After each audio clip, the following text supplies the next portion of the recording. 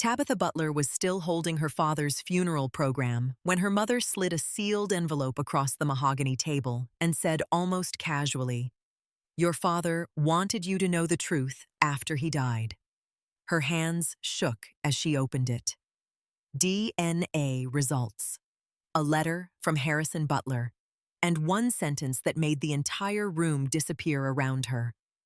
"I loved you as my daughter every day of my life, even knowing you were never biologically mine." Tabitha looked up too fast, searching for air for Colby for anyone to tell her this wasn't real. But her husband couldn't even meet her eyes. Then a deep voice from the back of the funeral hall whispered, broken with emotion, "Tabitha, I'm your father." And the stranger standing beside her mother had her eyes. If you've ever discovered that the people you trusted most were hiding the truth from you, this story will hit harder than you expect. Tell me in the comments, would you forgive them? Or would you walk away forever? Tabitha Butler was still holding her father's funeral program when her mother slid a sealed envelope across the mahogany table and said, almost casually, "Your father wanted you to know the truth after he died." Her hands shook as she opened it. DNA results. A letter from Harrison Butler, and one sentence that made the entire room disappear around her. "I loved you as my daughter every day of my life, even knowing you were never biologically mine." Tabitha looked up too fast, searching for air for Colby for anyone to tell her this wasn't real. But her husband couldn't even meet her eyes. Then a deep voice from the back of the funeral hall whispered, broken with emotion, "Tabitha, I'm your father." And the stranger standing beside her mother had her eyes. If you've ever discovered that the people you trusted most were hiding the truth from you, this story will hit harder than you expect. Tell me in the comments, would you forgive them? Or would you walk away forever? Tabitha barely remembered walking upstairs. Her body moved on instinct while her mind stayed trapped downstairs in the kitchen, replaying Evelyn's words over and over again. Financial matters tied to the Whitmore family, not family secrets, not old mistakes, money. Of course it involved money. In the Butler house, everything eventually did. The hallway felt colder than usual as she approached Harrison's study. The door remained slightly open, exactly the way he always left it when he expected her to come in with tea during his late-night work sessions. For a second, grief punched the air out of her lungs, because part of her still expected to see him sitting there, reading glasses low on his nose, half-finished crossword puzzle beside his whiskey, smiling the second she walked in. "Kiddo," he would say warmly, "tell me something good about your day." Tabitha pressed trembling fingers against her mouth. Then she stepped inside. The room smelled like cedarwood old books and Harrison's cologne.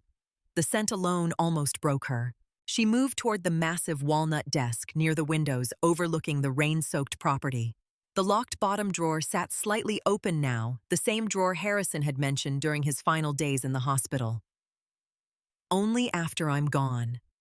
At the time, she thought he meant legal documents, insurance, estate paperwork. Not this. Tabitha slowly pulled the drawer open the rest of the way. Inside sat 3 thick folders, several sealed envelopes, and an old photograph turned face down. Her heartbeat accelerated instantly. She picked up the photograph first. A younger Evelyn stood beside an impossibly handsome man in a charcoal overcoat, both laughing at something outside the frame. He had dark hair, sharp blue eyes, and one hand resting possessively against Evelyn's lower back. Nathaniel Whitmore. Even 30 years younger, his face was unmistakable. And somehow, so was hers. Tabitha stared at the photo too long. The shape of the eyes, the jawline, even the crooked left eyebrow. Her stomach twisted violently. She dropped the picture back into the drawer like it burned. "No," she whispered aloud, but the denial sounded weak even to her own ears. She grabbed the first folder instead. Inside were copies of old DNA reports dated almost 3 decades earlier. Harrison Butler, excluded as biological father. Nathaniel Whitmore, 99.98% probability of paternity. Tabitha physically sat down because her knees suddenly couldn't hold her anymore. The paper shook in her hands. 30 years. 30 years of lies hidden inside a desk drawer. A soft knock sounded against the study door. Tabitha quickly wiped at her tears, but Colby entered before she could compose herself. His gaze immediately dropped to the documents. For the first time since she'd known him, he looked genuinely nervous. "You shouldn't go through all this alone," he said carefully. She laughed bitterly without looking up. Interesting, because apparently everyone else already did. Tabitha, no. She slammed the folder shut. "I'm done letting people say my name right before they lie to me." Colby's jaw flexed. "You're angry. I get it. You don't get anything." He stepped further into the room. "Harrison loved you. None of this changes that. Stop saying that like it fixes something." Her voice cracked harder this time. Because that was the worst part. The unbearable part. Harrison had loved her completely. Maybe more completely than anyone ever had. And now, she would never get the chance to ask him why he kept the truth from her. Tabitha looked back into the drawer and found several handwritten letters bundled together with a faded ribbon, all addressed to her, but never mailed. Her chest tightened instantly. She opened the first one carefully. "Tabitha, if you're reading this, then I finally ran out of time." Her vision blurred immediately. "There is no easy way to tell your child that biology failed to explain the depth of your love for her." A sob escaped her throat before she could stop it. Colby moved closer again, but she lifted one shaking hand to stop him. "Don't touch me." The message was clear. She kept reading. "I knew you were not biologically mine before your first birthday," Evelyn confessed, after months of guilt. "I remember holding you that night while you slept against my chest, wondering whether I should walk away." Tears slid silently down Tabitha's face. "But then you wrapped your tiny hand around my finger, and I realized I already belonged to you." The room shattered around her, because Harrison had chosen her, not out of obligation, not from duty. Love. Pure love. And suddenly, every memory hurt differently. Every bedtime story, every dance recital, every father-daughter tradition, none of it had been automatic. He chose every single piece of it. "Oh, God," she whispered, crying openly now. Colby crouched beside the chair. "Tabby." She jerked away violently this time. "Stop acting like you care now. That's not fair." "Fair." She stared at him through tears. "You stood beside me at his funeral while I buried the only person who ever truly protected me, and you said nothing. I was respecting Harrison's wishes." "No. You were hiding something." That landed. Hard. Because Colby looked away. Just for a second. But it was enough. Tabitha's heartbeat slowed into something colder. More dangerous. "What else are you lying about?" "I'm not lying." "Then look me in the eye." He did, but not before hesitating, and that hesitation told her everything. Tabitha stood abruptly and turned back to the drawer before she completely lost control emotionally. She pulled out another folder labeled Whitmore Trust. Her breath caught instantly. Inside were bank statements, transfer records, legal correspondence, numbers so large they barely looked real. Millions. There were documents showing a trust fund established before she was even born. Beneficiary, Tabitha Evelyn Butler. Trust administrator, Evelyn Butler. Tabitha frowned. Why would Nathaniel Whitmore establish a trust fund for a child he supposedly believed was dead? Unless... Her blood went cold. Unless he never stopped looking. She flipped through pages faster now. Transfer after transfer after transfer. Money moving. Accounts changing. Some signatures looked suspicious, and then she found Colby's name. Not once, repeatedly. Legal authorization witness. Financial advisor consultation. Secondary approval access. The room went completely silent. Tabitha slowly lifted her eyes toward her husband. What is this? Colby stood immediately. You shouldn't jump to conclusions. What is this? His calm demeanor finally cracked. Harrison asked me to help organize certain financial structures. Why is your name connected to my trust fund? Because your mother isn't financially competent. Tabitha almost laughed at the absurdity. Evelyn Butler manipulated entire rooms without raising her voice. Financially incompetent, please. Then another document slipped from the folder and landed on the floor. A photograph. Tabitha picked it up slowly. Colby stood beside a beautiful brunette woman outside a Manhattan restaurant. His hand rested against her lower back, intimately. Too intimately. The timestamp showed 8 months earlier. Vanessa Kane. Tabitha recognized her instantly from Colby's company holiday parties. Her chest hollowed out. No, she whispered.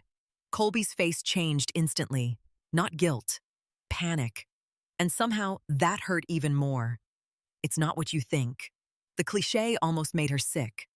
Tabitha looked between the photo, the trust documents, and the man she married. Suddenly, everything felt connected. The secrecy, the money, the lies, the distance in their marriage, the late nights, the constant irritation whenever she mentioned Harrison's estate. A horrifying realization crawled through her slowly. Colby hadn't hidden the truth to protect her. He had hidden it because he benefited from it. And if that was true, then her entire marriage might have been built on manipulation she never saw coming. A knock sounded downstairs. Then Evelyn's voice echoed faintly through the house. Tabitha Nathaniel is here. Colby went pale. That reaction alone terrified her more than anything else so far. Colby looked like a man watching his entire future collapse in real time. And somehow that terrified Tabitha more than the affair photo, because guilty husbands panicked over being caught cheating. But men protecting something bigger, they panicked differently. Tabby, Colby said carefully, stepping toward her again. Whatever you think is happening, you need to calm down before you talk to Nathaniel. There it was. Not before you make a decision. Not before you get hurt. Before you talk to Nathaniel. Tabitha's eyes narrowed instantly. You're scared of him. Colby's face hardened. I'm trying to protect our marriage. Our marriage? She laughed softly, almost deliriously. You mean the marriage where my husband secretly handled my trust fund behind my back while sleeping with another woman? That picture proves nothing. You touched her like you used to touch me. The words slipped out before she could stop them. And for one brutal second, silence swallowed the room. Because it was true. There had been a time Colby looked at her like she was the center of his universe. Back when they first met at a Manhattan charity fundraiser 6 years earlier. Tabitha still remembered the navy suit he wore, the confidence, the way he made her feel seen. After growing up with Evelyn's constant emotional distance, Colby's attention had felt intoxicating, like finally being chosen. Now she wondered if she'd only been selected. Strategically. Colby ran a hand through his hair, frustration flashing across his face. You're connecting unrelated things because you're emotional. Stop calling me emotional every time I catch you lying. I didn't lie. You hid the truth for months, Harrison asked me to. Tabitha's eyes filled again instantly. Because Harrison wasn't here to confirm any of this. And Colby knew it. That realization turned her grief into anger so quickly it almost shocked her. You keep hiding behind a dead man, she whispered. Something flickered across Colby's expression. Guilt. Real guilt this time. But it disappeared almost immediately. You have no idea how complicated this situation is. Then explain it to me. He hesitated again. Too long. Tabitha folded her arms tightly across her chest, trying to hold herself together physically. Did you know about the trust fund before you married me? Colby looked away. Her stomach dropped. Oh my God. That's not fair. How much did my mother tell you, Tabitha? How much? His silence became unbearable. Outside, the rain intensified, hammering against the study windows while tension thickened between them like smoke. Finally, Colby exhaled sharply. When your father got sick, Evelyn asked for help organizing some financial matters tied to the Whitmore Trust. When? About a year ago. A year. Tabitha felt dizzy. That meant while Harrison was dying, Evelyn and Colby were secretly managing millions of dollars connected to her biological father, without telling her. How long were you planning to keep this from me? It wasn't my secret to tell, but the affair was yours. His jaw tightened instantly. That relationship is over. Relationship, not misunderstanding, not mistake. Relationship. Tabitha physically recoiled. You admit it just like that. Colby suddenly looked irritated instead of ashamed. What do you want from me right now? Blood. Public self-destruction. You think screaming changes anything? Her chest tightened painfully, because that was the exact moment she realized something devastating. Colby wasn't sorry because he hurt her. He was sorry because the truth was inconvenient now. And once she saw that clearly, she couldn't unsee it. A heavy silence settled between them. Then footsteps approached downstairs. Deep, masculine footsteps. Nathaniel. Colby immediately straightened. Alert. Tense. Like a businessman preparing for negotiations. That reaction made Tabitha sick. This isn't about me for you anymore, is it? She asked quietly. What does that mean? This is about money. His expression darkened dangerously. Careful. No, she snapped. You be careful. Because right now, I'm starting to realize I don't know who the hell I married. For the first time, genuine anger flashed openly across Colby's face.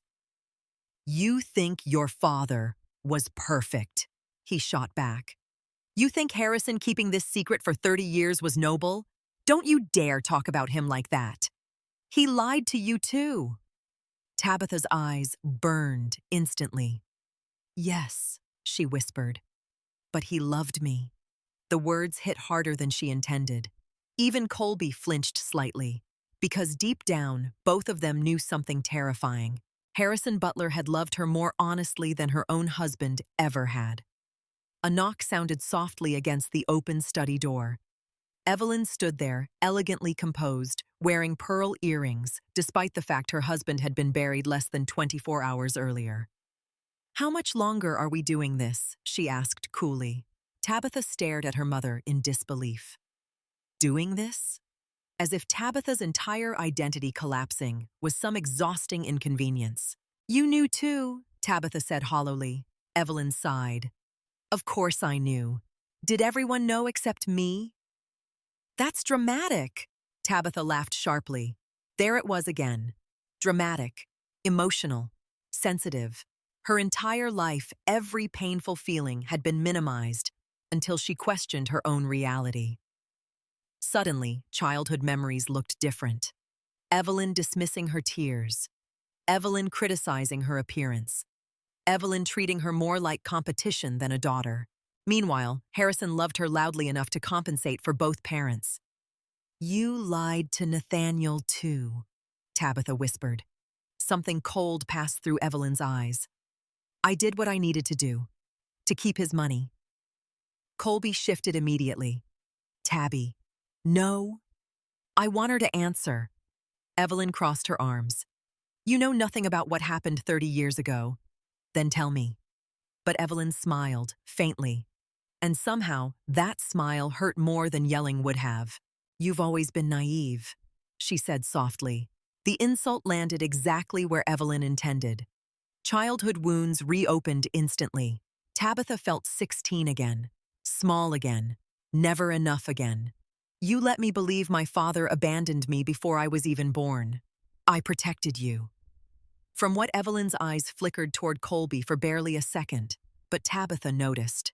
And that glance changed everything, because suddenly the horrible suspicion growing in her chest became sharper, more real. "How connected are you two?" she asked quietly. Neither answered. That silence was answer enough. Tabitha stepped backward slowly. "Oh my God. Don't start inventing stories," Colby warned. "You handled my trust together behind my back. It was legal." "That's not what I asked." Evelyn finally lost patience. "For God's sake, Tabitha, stop acting like a victim. Everything we did was to preserve stability." Stability. Such a wealthy people word for manipulation. Tabitha stared at her mother, then at her husband. And for the first time in her life, she noticed something chilling. They sounded alike. Same cold tone, same calculated logic, same instinct to control the narrative. How had she never seen it before? Then another realization hit her suddenly. "If Harrison wanted me protected," she said slowly, "why leave evidence in the desk?" Neither Evelyn nor Colby spoke, but both looked alarmed. And that reaction told her everything. Harrison hadn't trusted them. Not in the end. Her father had known something was wrong. The thought shattered her heart and strengthened her at the same time. Because suddenly, Harrison's hidden letters didn't feel like betrayal anymore. They felt like protection. A final gift from a dying father trying desperately to save his daughter after he was gone. Tabitha straightened slowly, and something inside her changed. Not healed, not calmer, harder, more awake. "I want every document connected to my trust," she said coldly. "Every transfer, every signature, every account." Colby immediately shook his head. "That's unnecessary." The speed of his response made her pulse spike. "Unnecessary? Interesting." Tabitha looked directly into his eyes. "No," she said quietly. "I think it's overdue." Then she walked past both of them and headed downstairs toward the man waiting in the living room. The man who might finally tell her the truth. Behind her, Colby's voice followed tightly. "Tabitha, if you do this, there's no going back." She stopped halfway down the staircase. Without turning around, she answered softly, "I don't think there ever was." Nathaniel Whitmore stood beside the fireplace like a man carrying 30 years of grief inside an expensive suit. The living room suddenly felt too small for him, too heavy, too tense. Tabitha stopped at the bottom of the staircase and studied him carefully for the first time, without the chaos of the funeral surrounding them.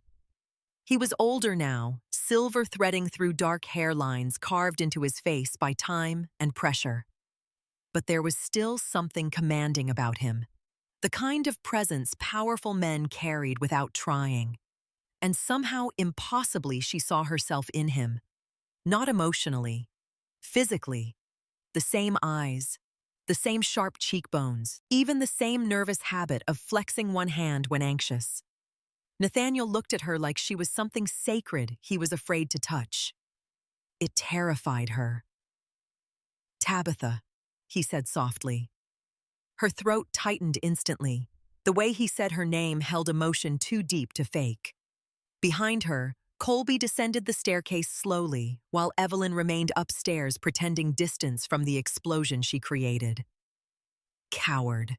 Nathaniel noticed Colby immediately. Something cold flickered across his expression before disappearing. Interesting. Tabitha noticed that too. "You wanted to speak to me?" she said carefully. Nathaniel nodded once. "Alone." Colby immediately stepped forward. "I don't think that's a good idea." Nathaniel's eyes moved to him slowly. "I wasn't asking for permission." The temperature in the room dropped instantly. Tabitha looked between the two men, one tense, one furious, and suddenly she realized something strange. Nathaniel looked protective. Colby looked threatened. That difference mattered. "I'll decide what's a good idea," Tabitha said sharply. Colby's jaw tightened. For years, she would have softened immediately after that expression. Would have apologized. would have tried to keep the peace. Not today. Nathaniel quietly gestured toward the sunroom overlooking the back garden. Please. Tabitha hesitated only a second before following him. The moment the glass doors closed behind them, silence settled heavily between them. Rain streaked softly down the windows. Nathaniel kept a respectful distance. That surprised her too. Most powerful men she'd met treated space like ownership. Nathaniel looked like he was afraid to stand too close. Finally, he spoke. You look exactly like my mother. Tabitha swallowed hard. I don't know what I'm supposed to say to you. You don't owe me anything. His voice cracked slightly on the last word. Real emotion, not rehearsed sympathy. Real pain. That somehow made everything harder. Nathaniel slowly reached into his coat pocket and pulled out a worn photograph. He handed it to her carefully. A younger version of him stood beside Evelyn in front of Boston Harbor, both smiling wildly into the wind. Evelyn looked softer there, younger, almost kind. Tabitha barely recognized her. We were together for almost 3 years, Nathaniel said quietly. I loved your mother. The bitterness in Tabitha's chest deepened instantly. Did she love you? A sad smile crossed his face. I thought she did. The answer told her enough. Nathaniel moved toward the rain-covered windows. When she told me she was pregnant, I was terrified. He laughed softly without humor, but I was happy too. Tabitha felt her eyes burn, because Harrison never got that moment. Nathaniel continued quietly. Then one day, she disappeared. Tabitha's stomach twisted. I searched for her for months. Eventually, Evelyn's sister contacted me and told me the baby died shortly after birth. Tabitha physically froze. She told you I died. Nathaniel nodded slowly. For a moment, neither spoke. The cruelty of it sat between them like broken glass. Tabitha suddenly understood something horrible about her mother. Evelyn didn't simply lie. She rewrote entire lives. Nathaniel looked down briefly before speaking again. I drank myself half to death that year. The confession shocked her. He didn't look like a man who admitted weakness easily, but eventually he continued. I tried to move forward. Then about 8 years ago, I found evidence you might still be alive. Tabitha's pulse quickened instantly. What evidence? A financial trail. Of course. Always money. Nathaniel gave a tired shake of his head. There was a trust fund established under your name shortly before you were born. I created it privately. Evelyn couldn't access the principal amount without legal approval. Tabitha's stomach dropped. So my mother found a way around it. Nathaniel's expression darkened. That's what I'm trying to determine. Everything inside her went cold. Trying to determine. Meaning he suspected theft, too. Suddenly, Colby's panic made terrifying sense. Did Colby know you were my father before he married me? Nathaniel hesitated, and hesitation was becoming the language of betrayal. Yes, he admitted finally. The words hit like a physical blow. Tabitha stared at him. What Nathaniel's face tightened with regret. Your husband approached Whitmore Group 4 years ago seeking investment partnerships. During due diligence, certain family records surfaced. 4 years. Before the wedding. Before vows. Before forever. Tabitha suddenly couldn't breathe properly. He knew before he proposed to me. Nathaniel said nothing. Because he didn't need to. Her knees nearly gave out beneath her. Everything started replaying differently now. Colby pushing for a fast engagement. Colby encouraging joint financial planning almost immediately. Colby always insisting on handling stressful paperwork for her. Not love. Strategy. A tear slid down Tabitha's cheek before she angrily wiped it away. Nathaniel watched her carefully. I wanted to tell you. Then why didn't you? Because Harrison asked me not to. That stopped her cold. What Nathaniel looked genuinely emotional now. Your father came to see me personally 2 years ago. Your father. Not biological father. Not Harrison. Your father. That almost destroyed her. Nathaniel continued quietly. He told me he was dying. He said revealing the truth too suddenly would traumatize you. Tabitha covered her mouth, tears spilling again. Even dying. Harrison had still been protecting her. He loved you more than anyone I've ever met. Nathaniel said softly. The words shattered something inside her completely. Because they were true. Painfully true. Tabitha sank slowly into one of the chairs near the windows. I don't understand why everyone made decisions about my life without me. Nathaniel's expression filled with regret. Because the people around you underestimated you. That landed hard. Because it was true, too. Everyone had decided she was too emotional, too fragile, too naive. So they controlled the narrative instead. Just like always. Then another thought struck her. You and Colby hate each other. Nathaniel's eyes hardened instantly. Yes.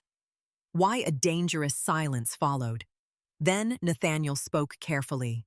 Your husband's company has been under financial pressure for over a year. Tabitha's pulse accelerated. He approached Whitmore Group repeatedly for investment support. I declined. Why Nathaniel's expression turned icy. Because I discovered he was accessing accounts connected to your trust. There it was. The real nightmare. Not suspicion anymore. Confirmation. Tabitha felt physically sick. How much Nathaniel's silence was answer enough? Millions. Her husband had stolen from her, and suddenly every small emotional betrayal in their marriage seemed microscopic compared to this. Colby hadn't just lied. He had used her. The realization hollowed her out completely. Nathaniel crouched carefully in front of her, keeping distance. I know this is overwhelming. No, Tabitha whispered shakily. What's overwhelming is realizing my father wasn't the man I lost yesterday. Nathaniel's face softened instantly, and when he answered, his voice broke completely. No, he said gently. Harrison Butler absolutely was. That did it. Tabitha finally cried openly, not quiet tears, not graceful grief, real heartbreak, because the only man who had ever truly chosen her was gone. And the people still standing around her suddenly felt like strangers wearing familiar faces.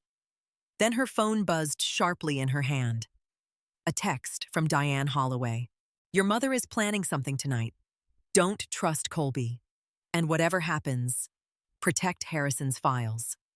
Tabitha stared at the message as cold fear crept back into her chest. Because somehow, things were still getting worse. Tabitha didn't sleep that night. Not really. She lay awake in the enormous guest bedroom at the Butler estate, staring at the ceiling while rainwater crawled down the windows in silver streaks. Every few minutes, another memory surfaced and rearranged itself into something uglier. Colby proposing after only 8 months.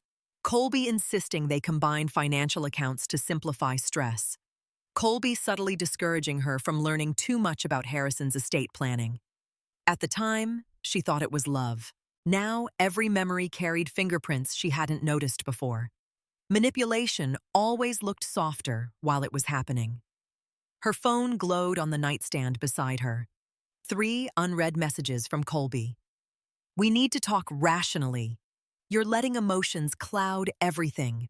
Please stop talking to Nathaniel before we figure this out privately.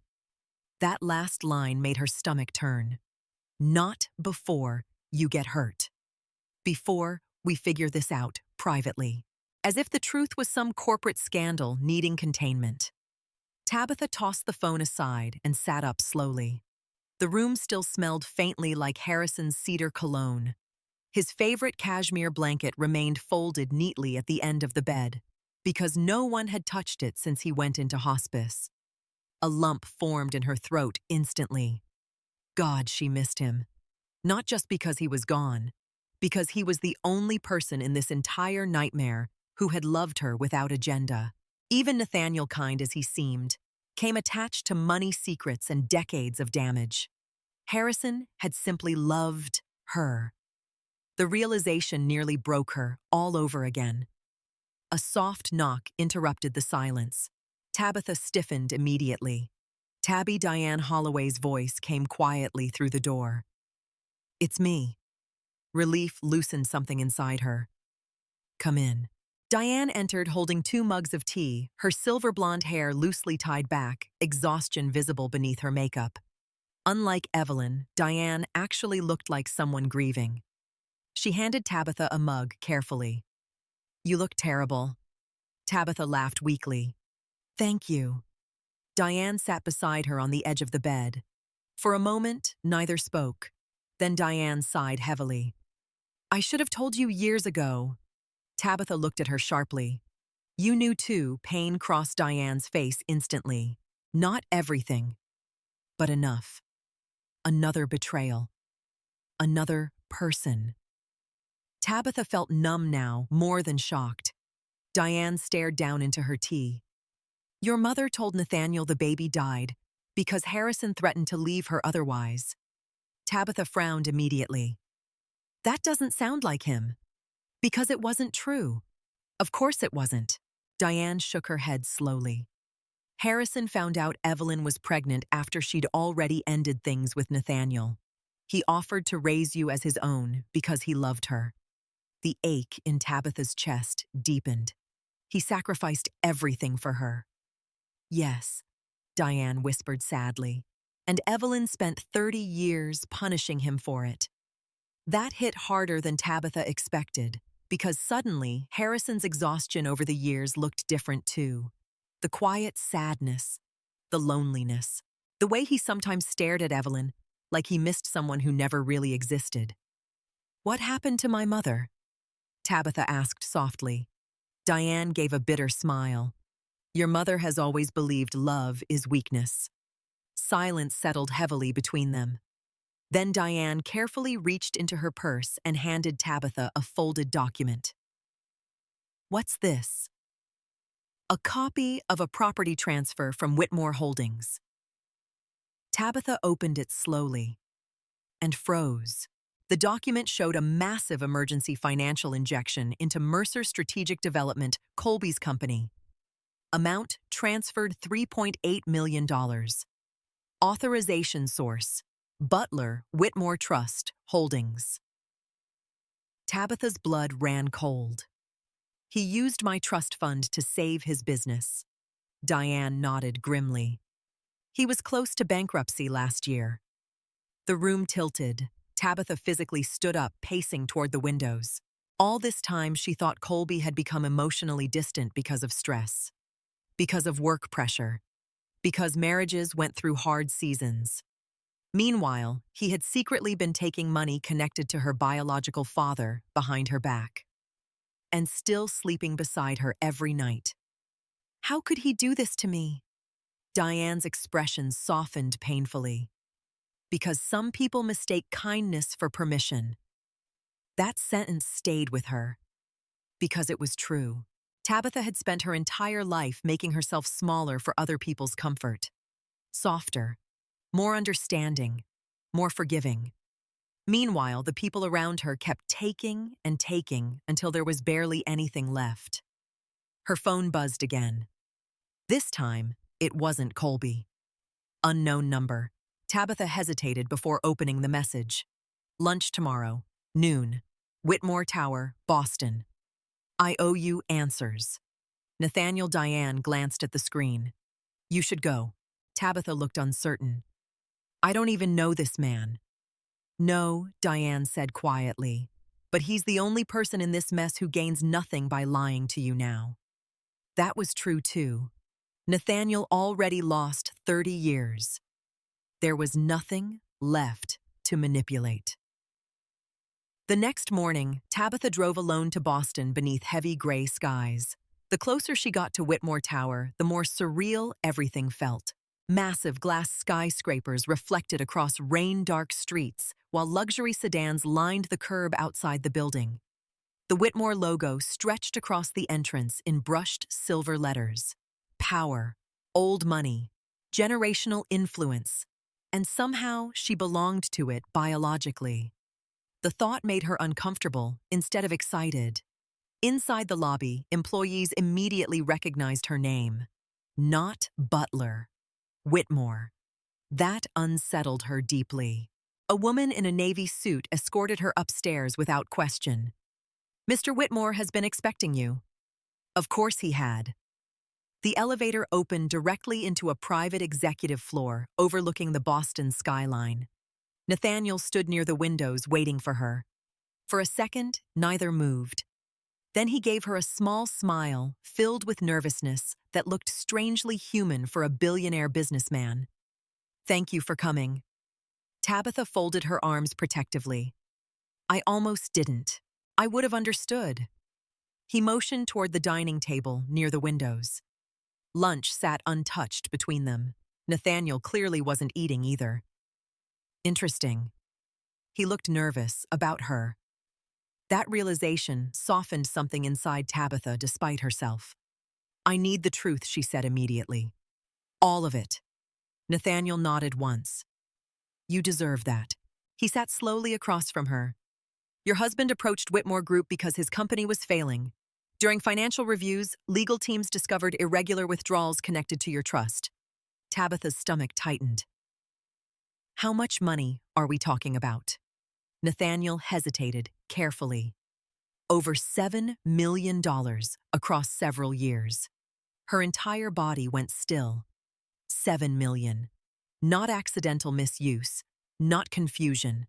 Calculated theft. Tabitha stared out the windows in stunned silence. Colby stole from her. The sentence didn't even feel real yet. Nathaniel continued gently. "I confronted Evelyn privately. She insisted everything had your authorization. She forged it."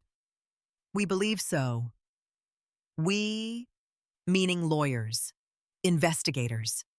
This was already far bigger than she realized. Nathaniel studied her carefully. "I tried contacting you directly twice last year." Tabitha frowned.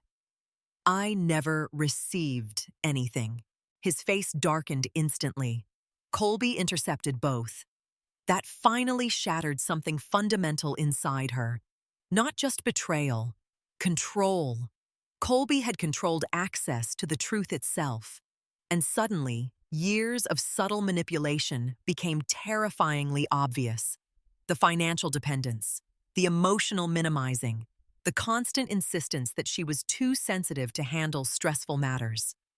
He didn't want a partner. He wanted someone easy to manage. Nathaniel slowly slid another folder across the table. Tabitha opened it carefully. Photos. Colby and Vanessa Kane entering hotels, restaurants, private events. Months of evidence. Maybe years. Nathaniel's voice lowered. "I'm sorry." Tabitha stared at the images numbly. Oddly enough, the affair hurt differently now. Smaller. Because compared to stealing her identity, her inheritance, and her trust, cheating almost felt predictable. Then Nathaniel said the sentence that changed everything. "Harrison suspected your husband long before he died." Tabitha looked up sharply. "What?" Nathaniel nodded slowly. "That's why he moved certain assets into protected holdings shortly before his final hospitalization." Hope and heartbreak collided violently inside her. Even dying. Harrison had still been trying to protect her from the people closest to her. And suddenly, Tabitha realized something terrifying. Her father hadn't simply hidden the truth. He had been preparing her for war. 3 nights later, Tabitha stood in front of the mirror wearing a black silk gown that suddenly felt like a costume instead of clothing.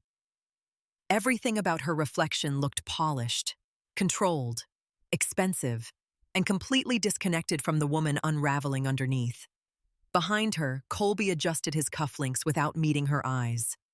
The silence between them had become its own language since Boston. Cold, sharp, careful. He hadn't denied the money anymore, not directly.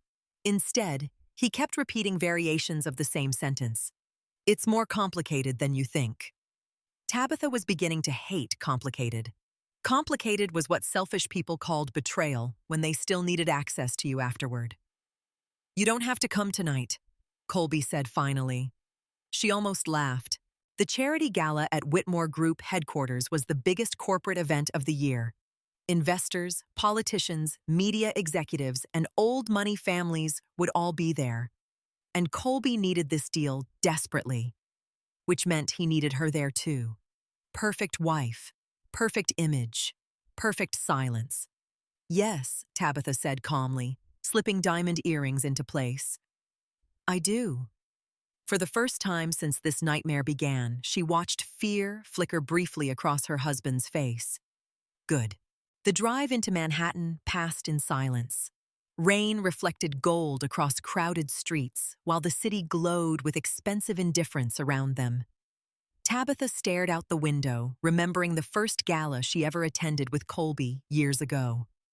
Back then, she thought being loved by him meant being safe.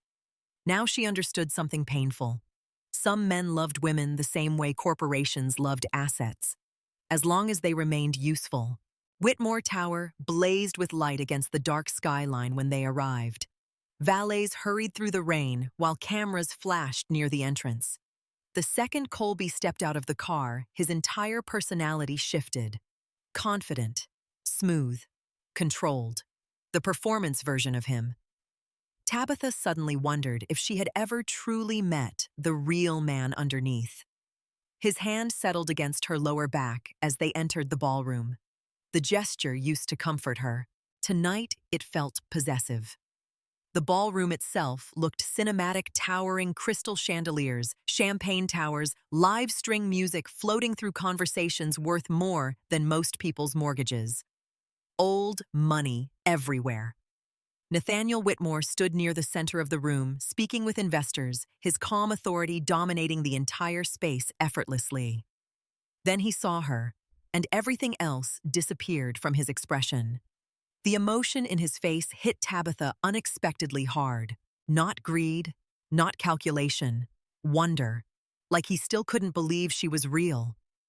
Colby's hand tightened subtly against her back. Territorial. Nathaniel noticed immediately. So did she. Mr. Mercer. Nathaniel greeted coolly as they approached. Nathaniel Colby replied tightly.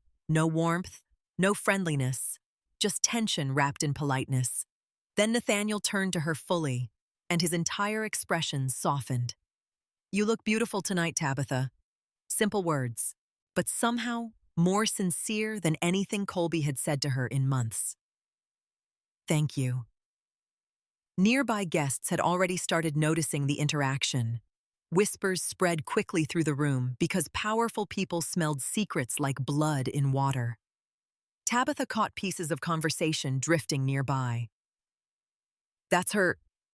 She looks exactly like him. Oh my God. Humiliation burned under her skin instantly. Not because of Nathaniel, because apparently her entire existence had become gossip before she even understood it herself. Colby leaned closer to her ear. Smile. The word almost made her snap. Instead, she looked at him calmly. No. His jaw hardened immediately. Nathaniel noticed that too. Interesting. A server approached with champagne. Tabitha accepted a glass mostly to keep her shaking hands occupied. Then another woman appeared beside Colby. Tall, beautiful, brunette. Vanessa Kane. The same Vanessa from the photographs. Tabitha felt the air leave her lungs for one brutal second. Vanessa froze too. Clearly she hadn't expected this collision either. Colby, Vanessa said carefully. Too carefully. Too familiar. Tabitha noticed everything now. The slight panic. The eye contact. The intimacy buried beneath fake professionalism. Colby recovered first. Vanessa works with our development consultants. Lie. Or at least, partial lie. Vanessa forced a smile toward Tabitha. I'm very sorry for your loss. Tabitha stared at her calmly. You've been sleeping with my husband. The sentence landed like shattered glass across the ballroom. Complete silence. Vanessa went white instantly. Colby grabbed Tabitha's arm sharply. Enough. Tabitha slowly looked down at his hand, gripping her, then back into his eyes. And for the first time in years, she felt absolutely no instinct to protect his reputation. Take your hand off me. His grip loosened immediately. Good.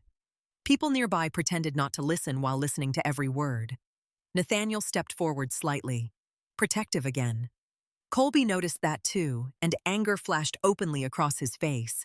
This isn't the place, he hissed. No, Tabitha said softly. You lost the right to decide that for me. Vanessa quietly backed away into the crowd, disappearing almost instantly. Coward. Tabitha suddenly realized something strange. She wasn't devastated about the affair anymore. Not truly. Because betrayal that deep had already transformed into clarity. And clarity was colder than heartbreak. Music continued playing awkwardly around them while the tension thickened. Then Nathaniel did something unexpected. He raised his champagne glass gently toward the crowd. I'd like everyone's attention for a moment. Oh no. Colby visibly stiffened. Executives and investors slowly quieted across the ballroom. Nathaniel's voice remained calm and commanding. As many of you know, Harrison Butler was one of the finest men I've ever known. Emotion tightened unexpectedly in Tabitha's throat. Nathaniel continued, despite complicated history between our families, Harrison raised an extraordinary daughter. Every eye in the room turned toward her now.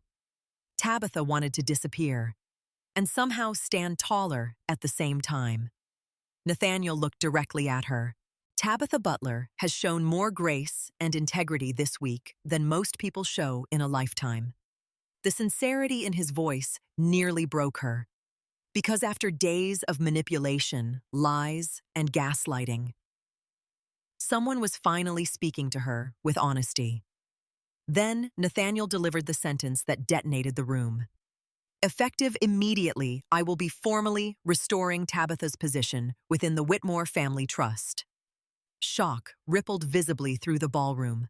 Colby went completely still beside her. And in that exact moment, Tabitha understood something terrifying. Her husband wasn't afraid of losing her emotionally. He was terrified of losing control financially. The realization settled coldly into her bones. Then she felt it, a phone vibrating inside Colby's jacket pocket. Repeatedly, urgently. He checked the screen for half a second before quickly locking it again. But Tabitha had already seen the name, Vanessa, and somehow that tiny detail told her everything. The affair wasn't over. He had just gotten better at lying. Nathaniel stepped closer quietly. Are you all right? Tabitha looked at Colby. Really looked at him, the polished suit, the charming smile he was forcing for nearby investors, the panic hidden behind his eyes. And suddenly she realized something life-changing. This man had spent years making her feel emotionally unstable because it kept her easier to control.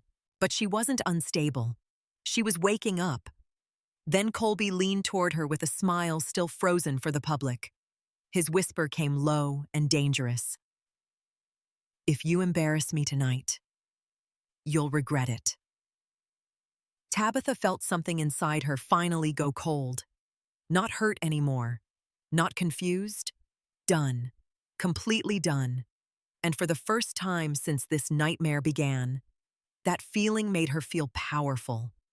The second they got home from the gala, Colby exploded. The front door of their Manhattan penthouse slammed so hard the artwork in the hallway rattled. What the hell was that? He snapped. Tabitha calmly removed her earrings beside the entry mirror. Interesting. A week ago, his anger would have made her panic. Tonight, it only exhausted her. What part? She asked quietly.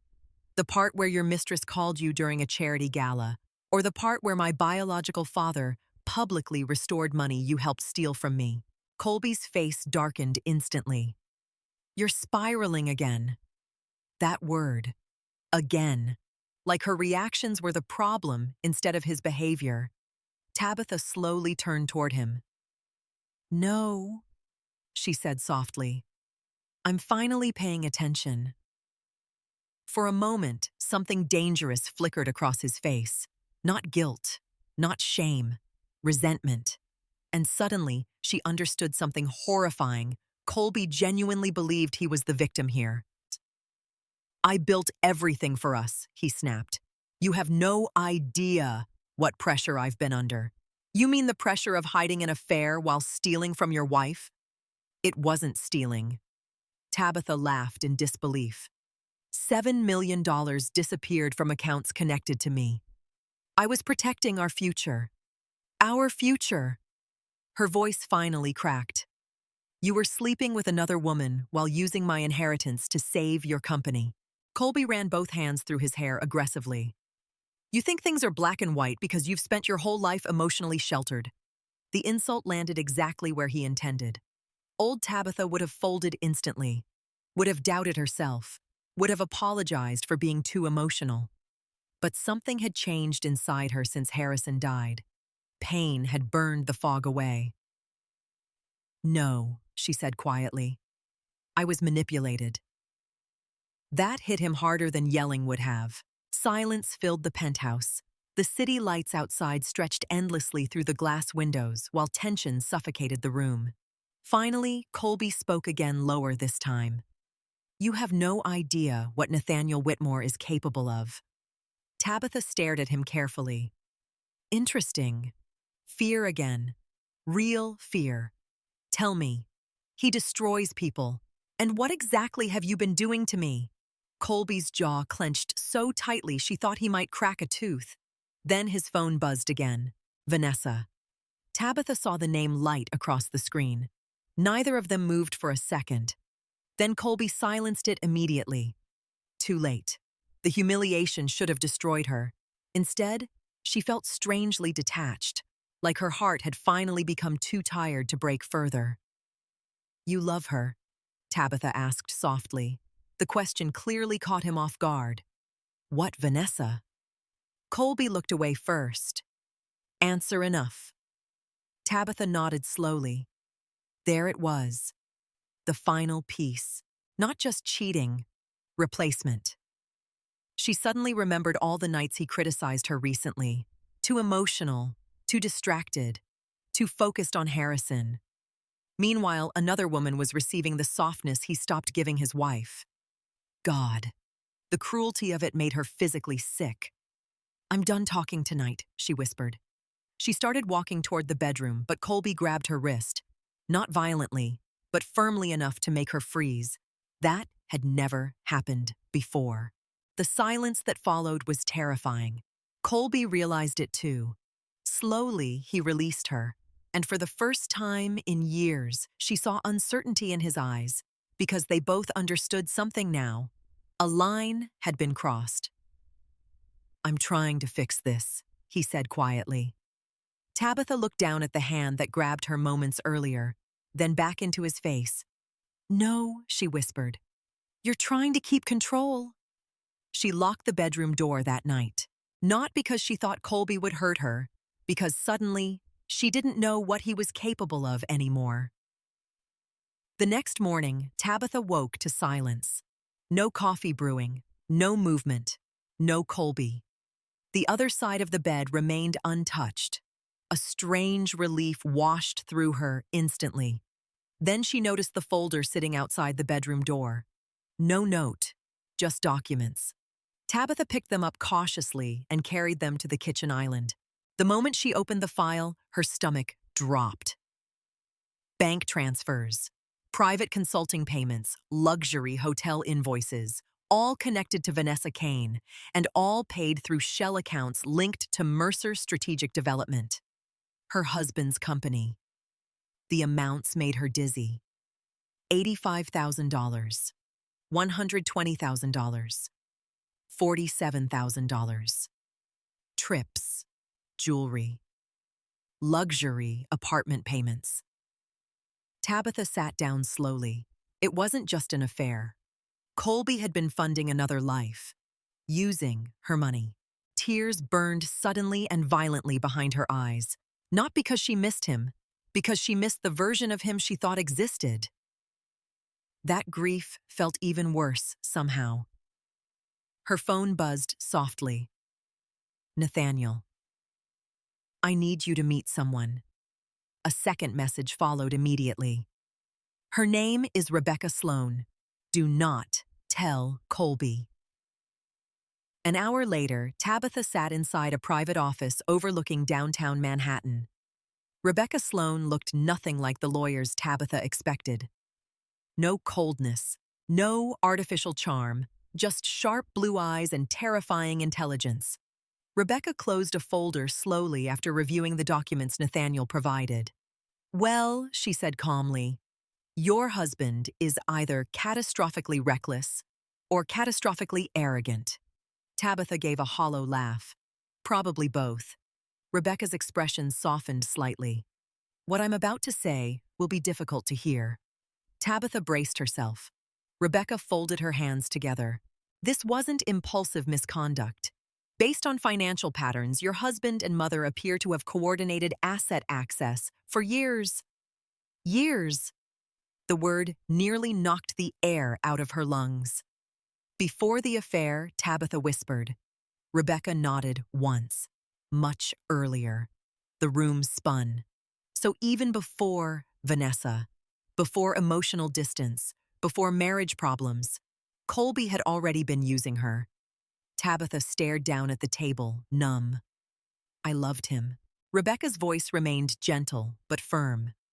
People capable of manipulation often select deeply empathetic partners. Empathy makes control easier. That sentence shattered something open inside her, because suddenly her kindness stopped feeling like weakness.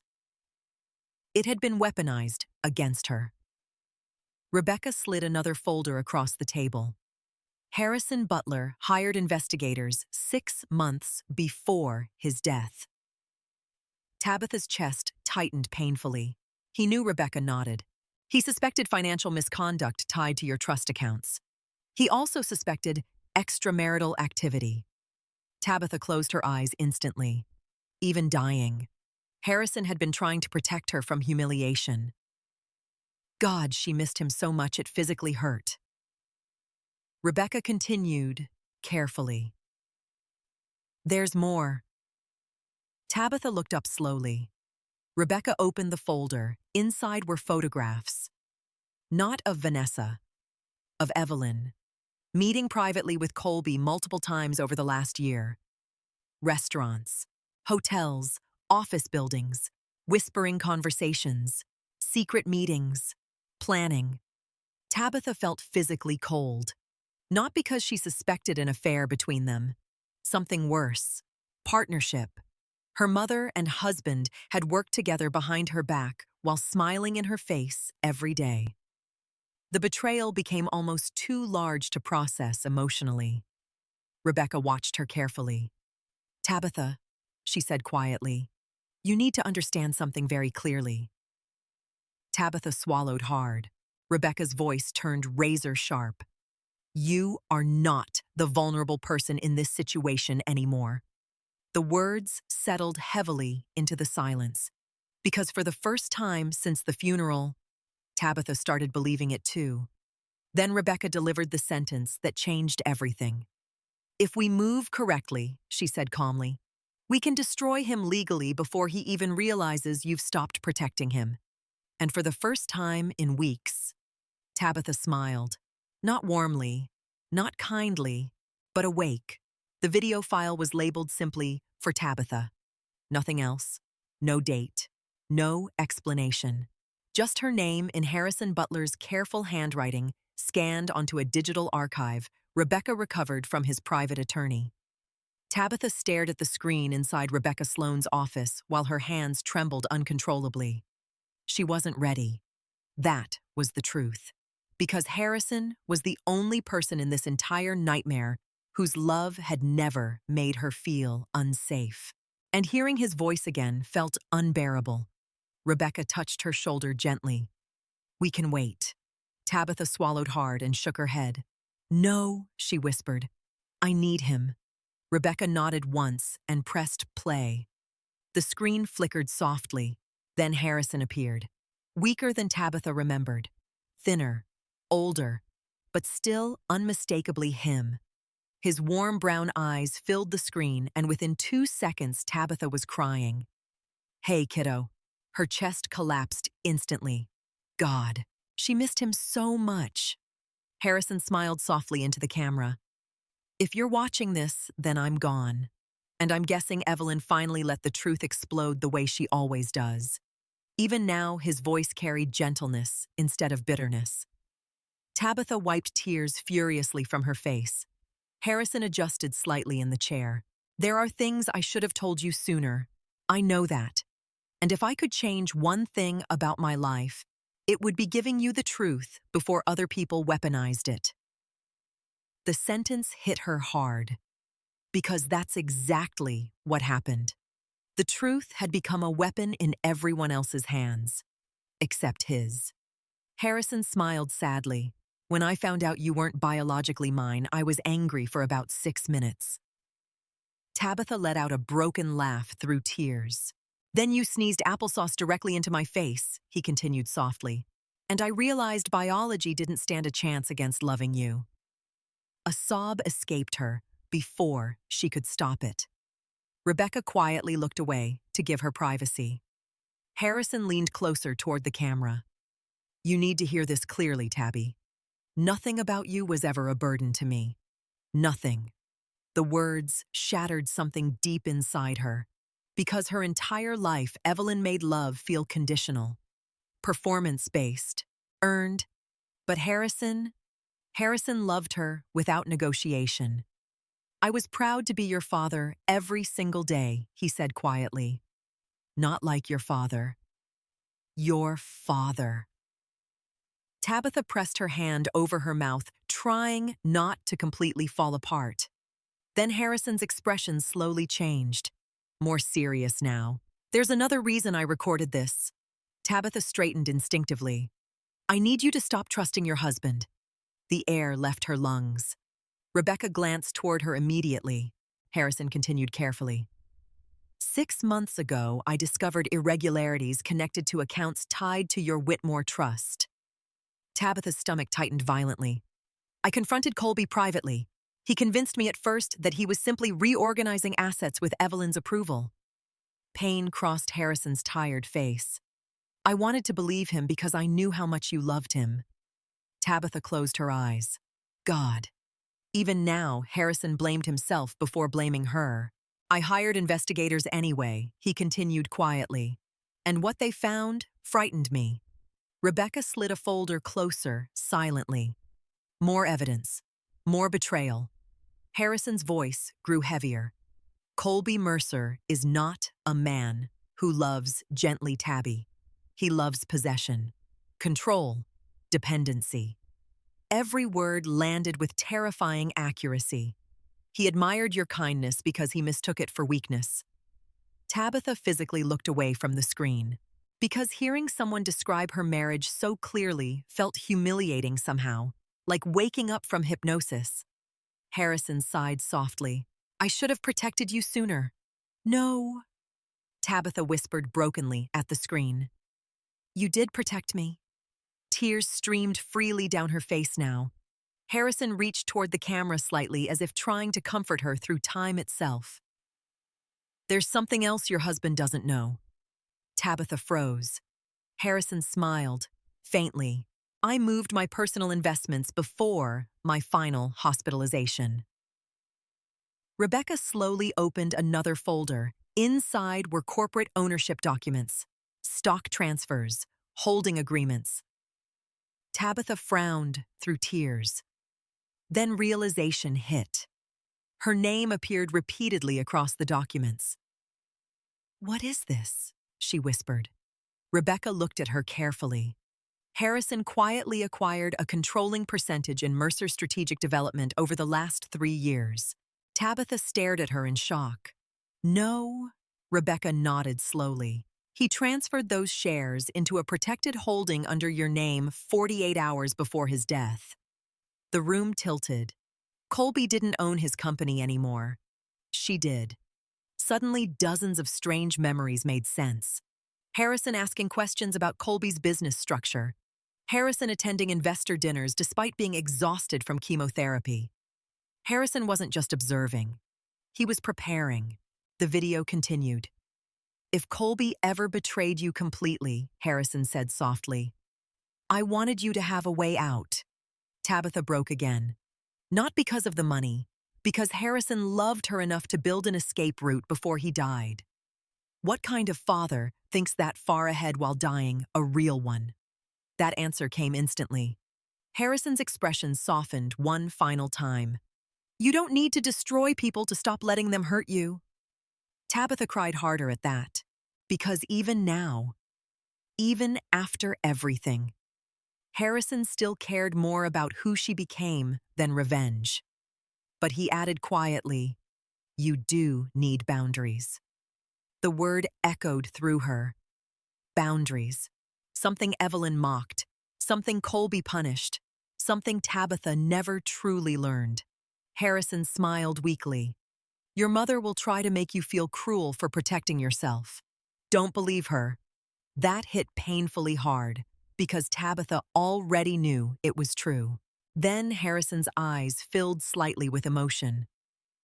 "And Nathaniel—" He paused. "Nathaniel loved you before you were born. Don't punish him for Evelyn's choices." Tabitha stared at the screen in silence. A strange ache settled into her chest, because somehow the man she lost was still guiding her through the chaos after death. Harrison took a shaky breath. "One last thing, kiddo." Tabitha physically leaned closer. "If people only value your softness while benefiting from it, they never truly valued you." The sentence landed directly in her soul, because it explained everything. Her marriage, her mother, her entire life. Harrison smiled gently through visible exhaustion. "You were never hard to love, Tabitha." Then the screen went black. Silence filled Rebecca's office completely. Tabitha couldn't breathe for several seconds. Not from panic. Grief. Pure grief. Because Harrison Butler had loved her better than anyone ever would again. And he was gone. Rebecca quietly handed her tissues. "He was extraordinary." Tabitha nodded silently through tears. "Yes," she whispered. "He really was." Several minutes passed before Rebecca finally spoke again. "There's something you need to understand now." Tabitha looked up slowly. Rebecca's blue eyes turned sharp again. "Legally speaking, Colby Mercer no longer controls his company." Tabitha frowned faintly. Rebecca slid the final document across the table. "Emergency board meeting notice, scheduled for Monday morning. Attendance mandatory." Rebecca's expression remained calm. Harrison timed the transfer carefully. "Colby doesn't know yet." Tabitha stared at the document. Her pulse slowed into something colder. Controlled. Awake. "He thinks I'm still the woman he can manipulate," she said quietly. Rebecca gave a faint smile. "Yes, for the first time since the funeral." Tabitha smiled too, not emotionally, strategically. And suddenly, Harrison's final lesson became crystal clear. Kindness was not weakness. But people who mistook it for weakness eventually learned the difference the hard way. Monday morning arrived cold, gray, and brutal. Perfect. Tabitha stood inside the private elevator of Mercer Strategic Development wearing an ivory pantsuit Harrison once bought her for a corporate fundraiser. At the time, she thought it made her look too powerful. Now she understood why he smiled when she wore it. Because Harrison had always seen strength in her long before she saw it herself. Rebecca Sloan stood beside her, reviewing documents calmly on a tablet, while Nathaniel remained near the back of the elevator, silent but steady. Supportive without taking over. That mattered more than Tabitha expected. "You ready?" Rebecca asked quietly. "Yo." Not even close. But readiness was a luxury people like Colby depended on women waiting for forever. Tabitha lifted her chin slightly. "Yes." The elevator doors opened directly into the executive floor boardroom. Conversations stopped instantly. Executives looked up from coffee cups and financial reports, confusion spreading immediately across the room. Because Tabitha never attended these meetings. Colby preferred it that way. Easier to control narratives when your wife stayed decorative. At the far end of the massive walnut table, Colby stood mid-conversation beside a presentation screen, confident, sharp, perfectly composed. Then he saw her, and the color drained from his face. Good. For one suspended second, nobody moved. Then Colby recovered with practiced smoothness. "Tabby," he said carefully, forcing a smile. "I didn't realize you were joining us." The old Tabitha would have shrunk under all those eyes, would have worried about causing discomfort. Today, she simply walked past him and took the seat at the head of the table. His seat. Shock rippled visibly through the room. "Actually," she said calmly, "I'll be leading today's meeting." Complete silence. Colby stared at her in disbelief. "What are you talking about?" Rebecca placed several folders neatly onto the table. That would relate to the emergency transfer of controlling shares authorized by Harrison Butler prior to his death. Murmurs exploded instantly around the room. One executive frowned. Controlling shares. Rebecca nodded professionally. As of 48 hours before Mr. Butler's passing, majority ownership of Mercer Strategic Development transferred legally to Tabitha Butler. Colby physically laughed. Not amusement. Panic. "This is absurd." "It's documented," Rebecca replied smoothly. She slid the paperwork across the table. Colby grabbed the documents aggressively, scanning them faster and faster, while his face lost all remaining color. Tabitha watched quietly. For years, she had watched this man manage rooms effortlessly, manipulate conversations, control outcomes. Now she watched control slip through his fingers in real time, and somehow she felt nothing except clarity. "This was done under medical coercion," Colby snapped suddenly. "Harrison was dying." Nathaniel finally spoke. Careful. Just one word. Cold enough to freeze the room. Colby's eyes flashed toward him instantly with naked hatred. "There he is," Colby muttered bitterly. "The billionaire savior." "No," Nathaniel said calmly. "Just a father protecting his daughter after you failed to." The silence afterward felt electric. Tabitha noticed several board members exchanging uncomfortable glances. Good. Let them feel uncomfortable. She'd spent years swallowing discomfort to protect everyone else. Now it was their turn. Colby turned toward her sharply. "You're making a mistake." Tabitha folded her hands calmly on the table. "No," she said softly. "I made mistakes when I trusted you." That landed hard, because emotional control was slipping from him now. "You don't understand how business works," Colby snapped. "Interesting. Not, this hurts me. Not, I betrayed you." Straight to belittling her intelligence, Rebecca opened another folder. "Then perhaps we should discuss the business transactions directly." Colby stiffened instantly. Rebecca continued smoothly. "Over the last 18 months, approximately $7.2 million connected to Butler Whitmore Trust Holdings were redirected into shell operational accounts tied to Mercer Strategic Development." The room exploded. "What, Jesus Christ?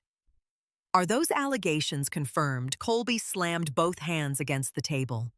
"Those funds were authorized." Rebecca slid forward additional documents. "Forged authorization signatures say otherwise." Tabitha watched the room change around her. Executives no longer looked confused.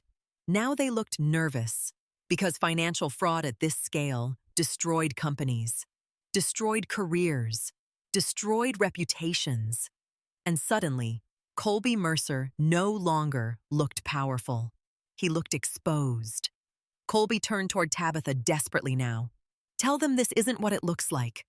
The audacity almost stunned her. Even now, he expected her to save him, protect him, absorb the damage quietly, just like always. Tabitha leaned back slowly in the chair. You used money connected to my biological father without my consent. Colby's breathing sharpened. You benefited from it too. The sentence made the room go still. Because there it was. The manipulation. He wanted shared guilt now. Shared responsibility. Tabitha almost admired how instinctive it was for him. You're right, she said quietly. Hope flickered briefly across his face. Then she finished. I benefited from believing my husband loved me. That destroyed him more effectively than yelling ever could. Several board members physically looked away, not from discomfort, from shame, because everyone recognized the truth in her voice. Rebecca calmly opened another file. There's also the matter of consultant disbursements tied to Vanessa Kane. Colby's head snapped toward her instantly. No. Rebecca ignored him completely. Over $900,000 transferred through corporate operational expense channels. One older board member frowned deeply. Consultant for what? Rebecca's tone remained ice cold. That remains unclear, because there was no legitimate answer. Everyone knew it. Colby looked at Tabitha desperately now, not lovingly, strategically, trying to calculate which emotional lever still worked. Tabby, he said, lower, softer. Please, God.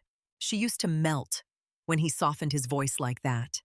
Now she heard the performance beneath it.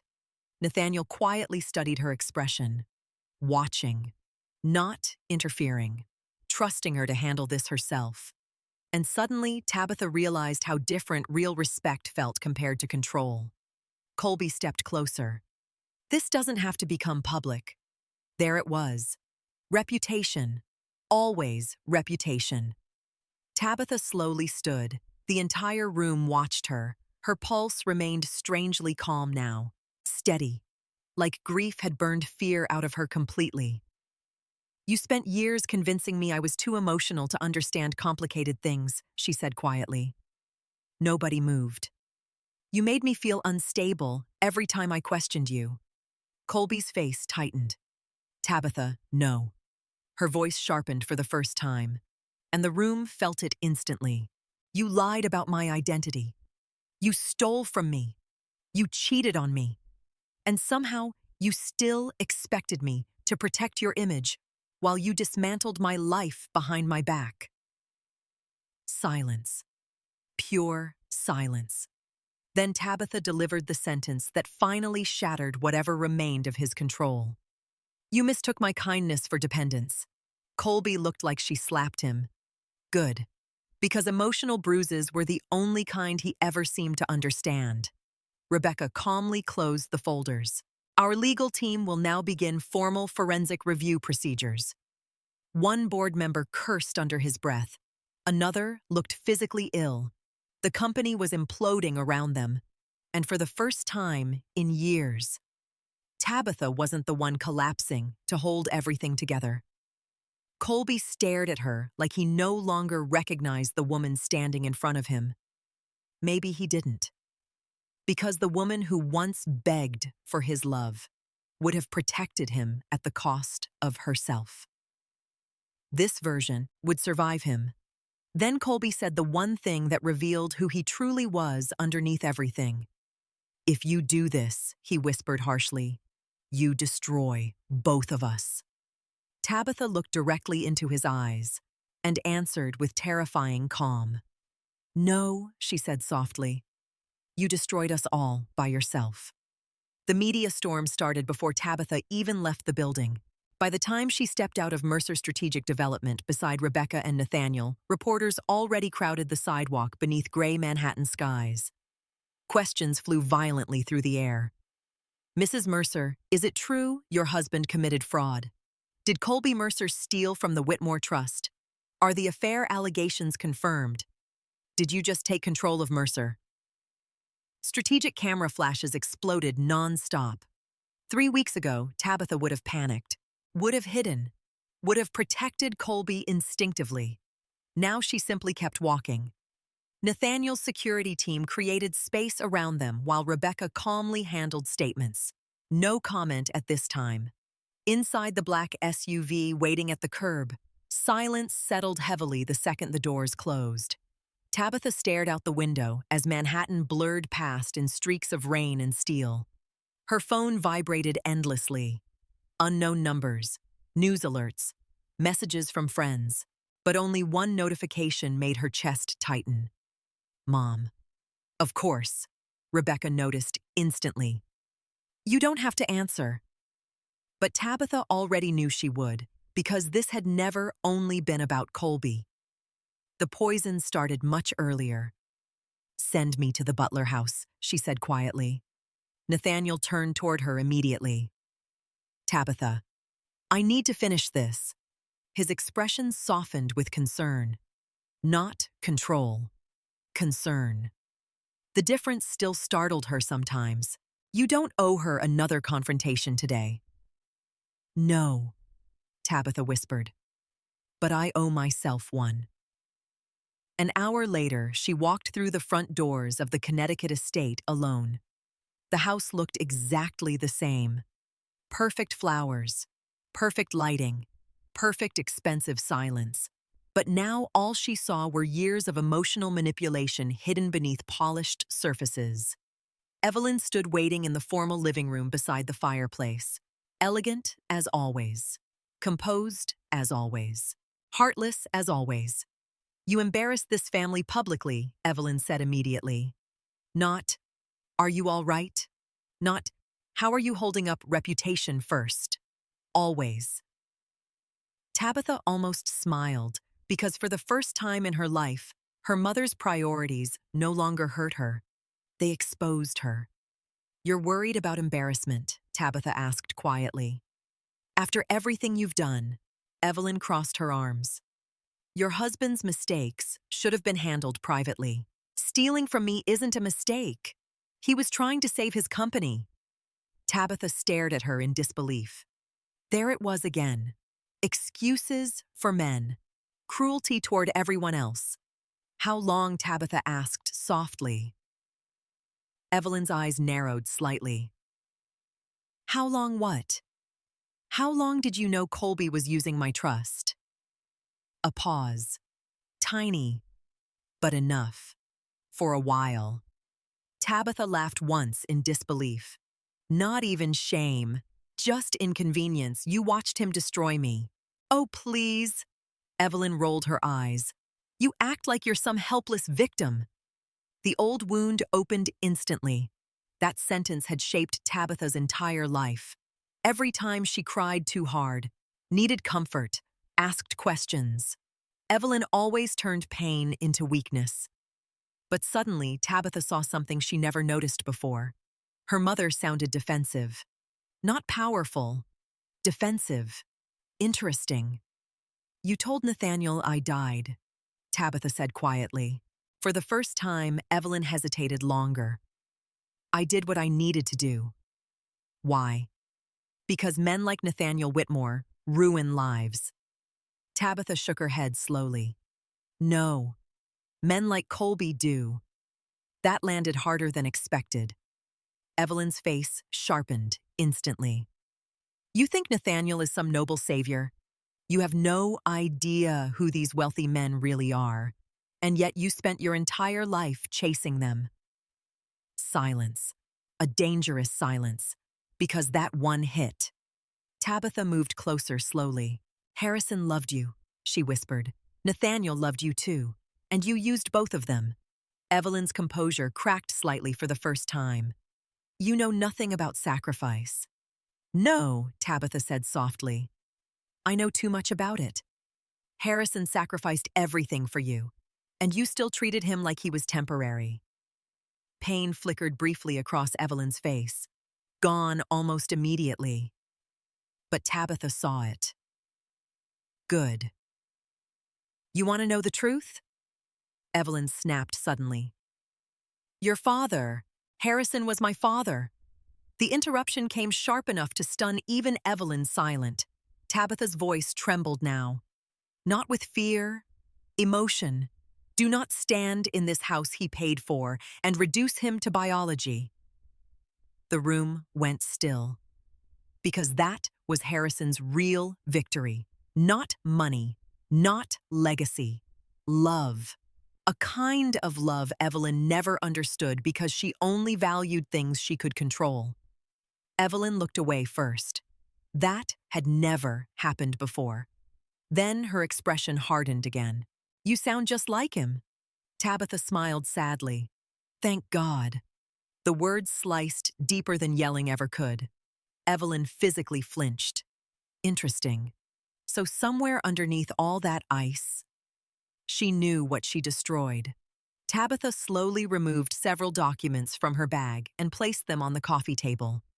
Bank transfers, forgery analysis, private communications. Evelyn's face slowly lost color. Where did you get these, Rebecca Sloan? Real fear appeared for the first time, not maternal guilt. Legal fear.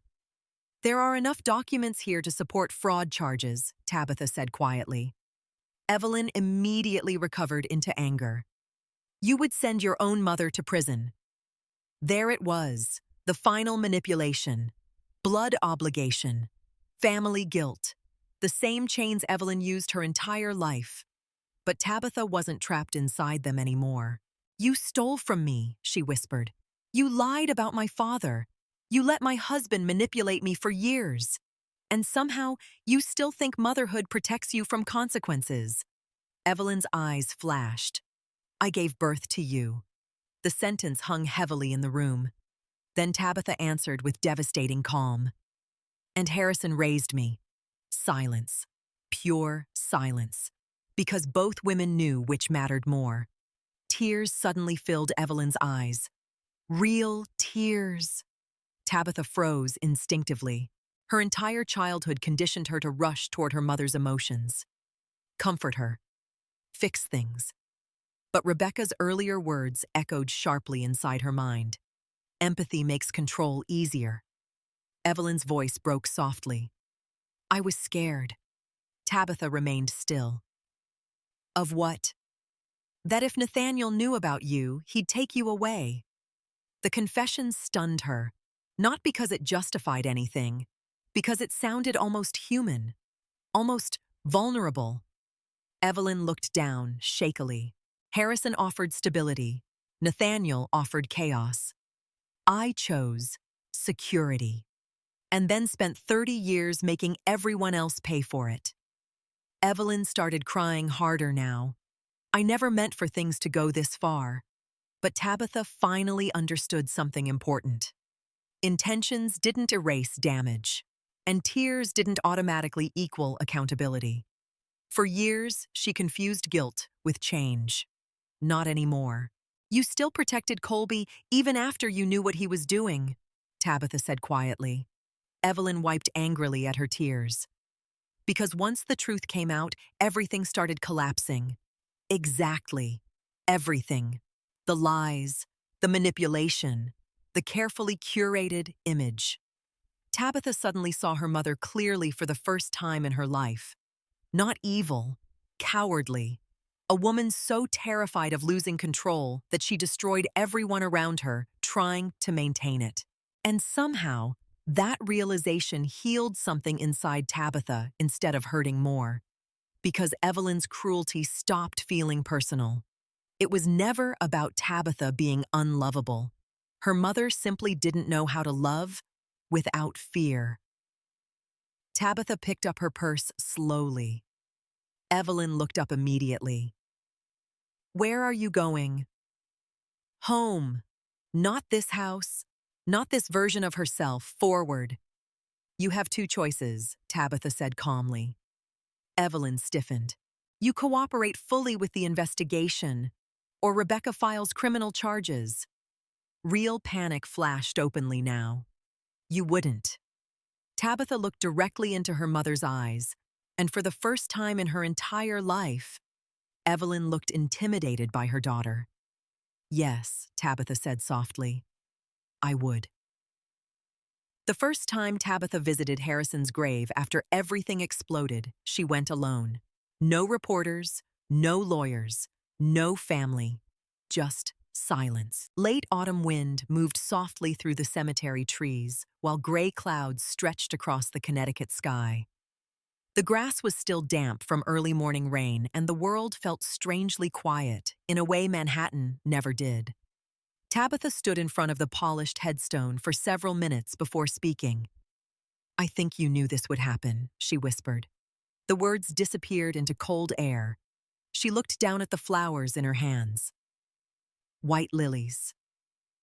Harrison's favorite. Because he once told her they looked elegant without trying too hard. A lump formed instantly in her throat. God. Even the smallest memories hurt now. She carefully placed the flowers at the base of the grave. "I'm trying," she said softly. "I just wish you were here to tell me I'm not becoming someone cruel." A voice behind her answered gently. "You're not." Tabitha turned sharply. Nathaniel Whitmore stood several feet away in a dark wool coat, hands tucked into his pockets, giving her space. Not intruding. That mattered. For a second, neither spoke. Then Tabitha let out a weak breath. "You followed me." A faint smile crossed his face. "Your assistant is terrible at lying." Despite herself, she laughed quietly. The sound surprised both of them, because laughter still felt foreign after weeks of emotional destruction. Nathaniel slowly stepped closer to the grave. His expression softened immediately when he looked at Harrison's name. "He was a better man than I was," Nathaniel said quietly. Tabitha frowned. "You barely knew him." "I knew enough." The wind shifted softly around them. Nathaniel kept his eyes on the gravestone as he spoke. "When Harrison came to see me 2 years ago, I expected anger." His jaw tightened slightly. "I expected resentment." But Nathaniel smiled sadly. "He thanked me." Tabitha stared at him. "What?" Nathaniel nodded once, slowly. "He thanked me for loving you before you were born." That completely shattered her. Tears filled her eyes instantly, because that sounded exactly like Harrison. A man who somehow chose grace even when life gave him every reason not to. Nathaniel looked down briefly. "He told me something I'll never forget." His voice roughened slightly. He said, "Being her father was the greatest privilege of my life." Tabitha covered her mouth immediately as tears spilled down her face. Not because Harrison wasn't her biological father, because he never needed biology to claim her completely. Nathaniel stood silently beside her while she cried. No pressure, no interruption, just presence. And somehow that healed something tiny inside her. After several minutes, Tabitha finally wiped her eyes. "I spent my whole life trying to earn my mother's love," she admitted quietly. Nathaniel's expression darkened slightly. "You never should have had to. I thought if I was perfect enough, soft enough, successful enough." She laughed bitterly. "Maybe she'd finally look at me the way Harrison did." Nathaniel looked at her carefully. "That was never your failure." The simplicity of the sentence hit harder than some grand emotional speech would have, because deep down, Tabitha was finally starting to believe it. They slowly walked through the cemetery together afterward. For the first time since learning the truth, silence between them didn't feel awkward. It felt safe. Strange, but safe. Nathaniel glanced toward her after a while. "You still wear the Butler name." Tabitha looked down at the ringless hand tucked inside her coat pocket. "Yes." He nodded once. "I'm glad." That surprised her. "You don't want me to change it?" Nathaniel stopped walking. "No." The answer came instantly, without hesitation. "Harrison Butler raised you, loved you, protected you." Nathaniel's voice softened. "That name belongs to you because of him." Emotion tightened painfully in her chest again, because for the first time in this entire nightmare, no one was trying to erase Harrison, not even her biological father. Nathaniel continued quietly. "Blood matters less to me now than choice."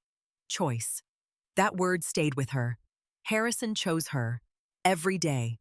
Colby chose himself. Every day. And suddenly love looked much simpler than it used to. Not chemistry, not promises, choices, repeated consistently over time.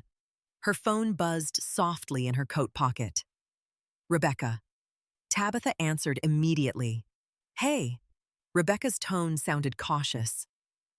I need to warn you about something. Tabitha stopped walking.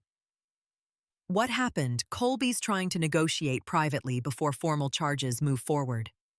Of course he was. Still trying to control the outcome. What does he want? A pause. Mostly you. That made her stomach turn. Rebecca continued carefully.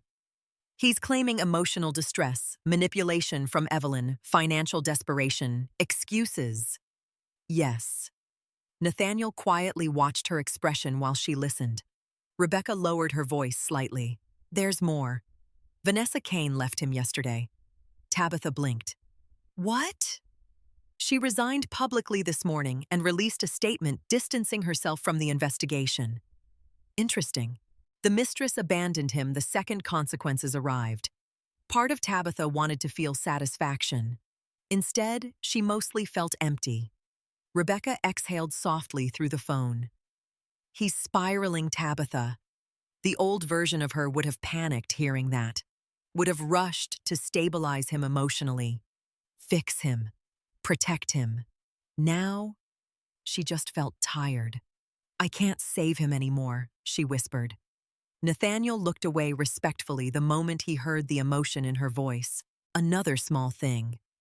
Another difference. Rebecca's voice softened. You're not responsible for his collapse.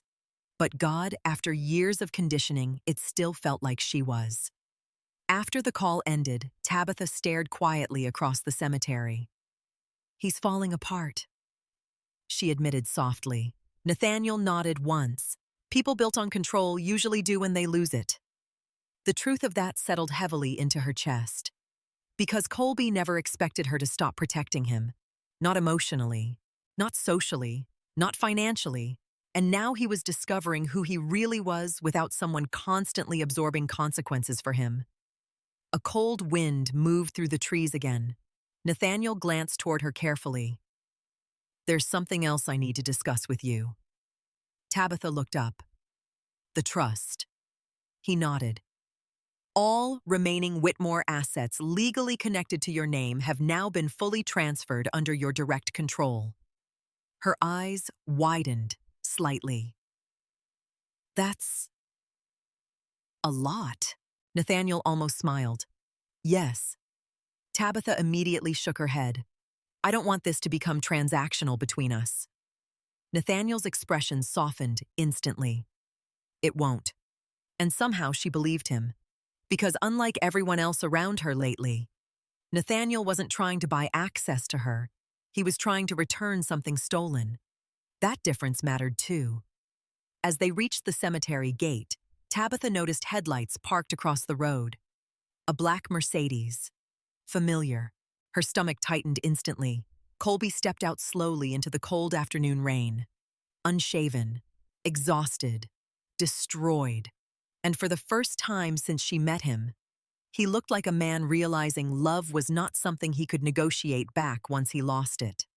Rain fell softly across the cemetery road as Colby stood beside the black Mercedes, looking like a man who hadn't slept in days. For one dangerous second, Tabitha's heart remembered him before her mind did. The old reflex, the old instinct to comfort him, to fix things, to ask what hurt. Trauma disguised itself as love sometimes, and she finally understood that now. Nathaniel quietly stepped back without a word, giving her space to decide for herself. No pressure, no possessiveness, just trust. That mattered more than Colby would ever understand. Colby's eyes locked onto her immediately. God. He looked terrible. Dark circles beneath his eyes, wrinkled shirt, tie missing. The polished corporate perfection she'd spent years admiring had cracked apart completely. And somehow, that scared her less than the controlled version of him ever did. Can we talk? He asked, quietly. Tabitha crossed her arms against the cold wind. We're talking. Colby glanced briefly toward Nathaniel before lowering his voice. Privately, Nathaniel immediately turned away, walking several respectful steps toward the cemetery gate. Again, respect, choice. The contrast between the two men felt almost painful now. Tabitha looked back at Colby calmly. You have 5 minutes. The words visibly hurt him because once upon a time he had unlimited access to her emotions. Now he was being timed. Colby swallowed hard. I know you hate me. I don't hate you. That surprised both of them, because it was true. Hatred required emotional attachment. What she felt now was grief. For the marriage she thought existed. For the man she imagined him to be. Colby stepped closer carefully. I messed up. Tabitha almost laughed. Messed up. Such a small phrase for destroying someone's reality. You stole from me. I was trying to save the company. You cheated on me. His face tightened. I was lonely. The audacity of that answer physically stunned her. Lonely. As if loneliness justified betrayal. As if her father dying somehow made him the victim. You know what's interesting? Tabitha said softly. Colby frowned slightly. You still talk like everything happened to you. Her eyes held his steadily. Not because of you. The wind moved sharply between them. For the first time, Colby looked uncertain. Not manipulative. Lost. I never wanted to hurt you. But you did. His eyes filled slyly. Real emotion this time. Or maybe she just wanted to believe some part of him was still human. I loved you, Tabby. The old nickname hit her chest painfully, because once upon a time, that voice could calm every fear she had. Now it mostly reminded her how easy it was to mistake emotional dependency for intimacy. You loved being needed, she corrected quietly. Colby flinched. No. Yes. Her voice remained calm. You loved that I trusted you completely. You loved that I defended you. You loved that I made excuses for you. Tears filled her eyes despite herself. But real love doesn't survive by making someone feel small. Silence. Heavy. Brutal.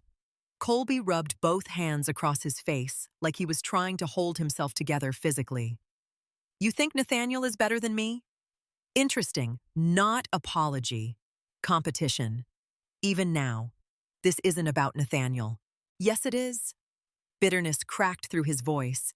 Ever since he showed up, you look at me like I'm poison. Tabitha stared at him in disbelief. No, Colby. I started looking at you differently when I realized you were stealing from me while sleeping with someone else. That shut him up instantly, because facts were harder to manipulate than emotions. Rainwater slid slowly down the side of his face, while he looked at her with something dangerously close to desperation now. I can fix this. There it was. Control again. Negotiation again. Like their marriage was a damaged business contract instead of something sacred, he shattered himself. Tabitha shook her head slowly. No, you can't. Yes, I can. He stepped closer. We can leave the city. Start over somewhere else. I'll sell everything if I have to. For one brief moment, old memories flashed painfully through her mind. Their honeymoon in Italy. Late-night takeout on apartment floors before success came. Colby kissing her forehead while she fell asleep against his chest. The worst part about toxic love was that some of it had once been real. That truth made leaving harder. Colby noticed hesitation flicker across her face and immediately moved closer emotionally. Predatory instinct. You were my home, Tabby. Tears burned instantly in her eyes. God. A year ago that sentence would have destroyed her. Now she finally heard what was underneath it. Possession. Need. Dependency. Not partnership. You only loved me when I was easy to control, she whispered. The words hit like a gunshot. Colby physically recoiled. No. Yes. Her voice broke slightly now, because this part still hurt. You loved the version of me who apologized for your mistakes, the version who kept shrinking herself to protect your ego. She shook her head slowly. But the second I stopped being useful to your control, you found Vanessa. That's not true. Then why did you hide her instead of leaving me silence? And there it was. The truth. Vanessa was excitement. Tabitha was stability. He wanted both, because selfish people always did. Colby's eyes filled completely now. I was scared. That finally sounded honest. Not enough, but honest. Of losing the company, Tabitha asked softly. Of losing everything. The answer told her everything she needed to know. Not losing her. Losing everything. Status, power, lifestyle, control. Tabitha suddenly felt heartbreak and freedom collide inside her at the exact same time. Because after all these years, she finally understood she had never truly been loved safely by this man. Only managed carefully. A long silence passed between them. Then Colby whispered the sentence that almost broke her again. I don't know who I am without you. God, that hurt. Because part of her still remembered the man she once would have died to protect. But Harrison's voice echoed clearly inside her memory. If people only value your softness while benefiting from it, they never truly valued you. Tabitha took a slow breath. Then she reached into her bag. Colby frowned slightly as she pulled out folded documents, divorce papers. The moment he recognized them, real panic flooded his face. No! Her chest tightened painfully, but her hands stayed steady. Yes. Rain fell harder now, soaking the cemetery road around them. Colby looked completely shattered for the first time. You're really leaving me. Tabitha looked directly into his eyes and answered with heartbreaking honesty. You left me a long time ago. The silence afterward felt enormous. Then slowly, painfully, Colby signed, not because he accepted it emotionally, because somewhere deep down he finally understood she was gone already. When he handed the papers back, his voice cracked completely. I did love you. Tabitha believed him. That was the tragedy. He loved her the only way he knew how, selfishly, possessively, conditionally.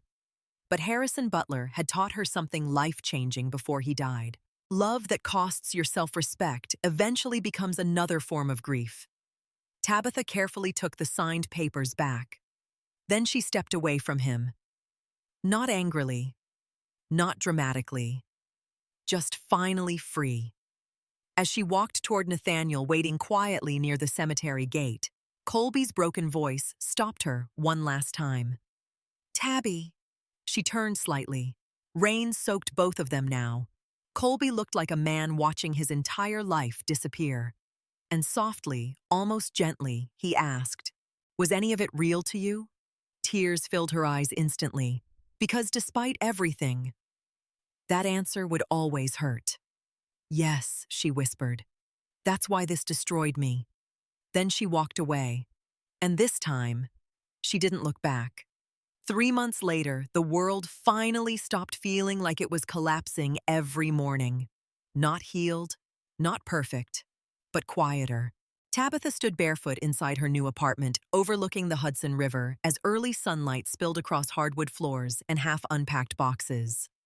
The place wasn't massive like the penthouse she once shared with Colby.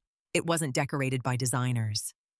There were no marble staircases or curated wine walls. And somehow, it felt more like home than anywhere she had lived in years. Because every single thing inside it belonged to her choices. Not appearances, not expectations, just her. A soft knock sounded at the door. Tabitha smiled faintly before opening it. Nathaniel stood there holding coffee and a paper bag from the small bakery downstairs.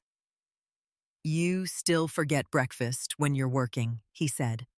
The warmth in his voice caught her off guard sometimes.